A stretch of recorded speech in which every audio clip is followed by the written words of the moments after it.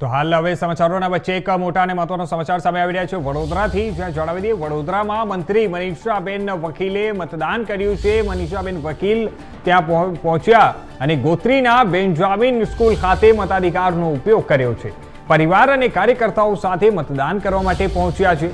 ત્યાં જણાવી દઈએ વિકાસને ધ્યાનમાં રાખીને મતદાન કરવા માટે અપીલ પણ કરવામાં આવી રહી છે।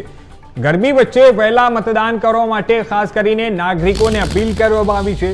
આ તમામ એક જે હિસાબે હાલ સમગ્ર ગુજરાતભરમાં ક્યાંક ને ક્યાંક ગરમીનો પારો સતત વધી રહ્યો છે અને તેને જ લઈને તમામ લોકોને અપીલ કરવામાં આવી રહી છે કે વધારે તાપ થાય તેની પહેલા લોકો જઈને પોતાનો મતાધિકારનો ઉપયોગ કરી લે અને મતદાન કરી દે અને ખાસ કરીને વિકાસને ધ્યાનમાં રાખીને મતદાન કરવા માટે અપીલ કરવામાં આવી છે।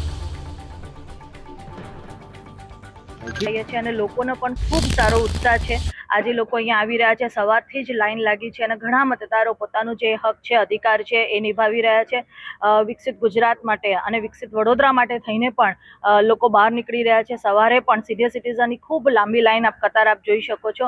ખૂબ સારું મતદાન, ખૂબ સારું માહોલ વડોદરા ખાતે છે।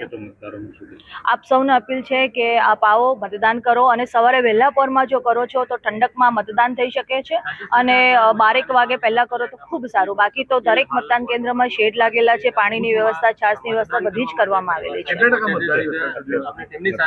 અત્યારે ઓન એન એવરેજ કહેવામાં આવે છે, હજુ મને આંકડો નથી મળ્યો, પણ 12 થી 15% એવરેજ ઓન એન એવરેજ છે।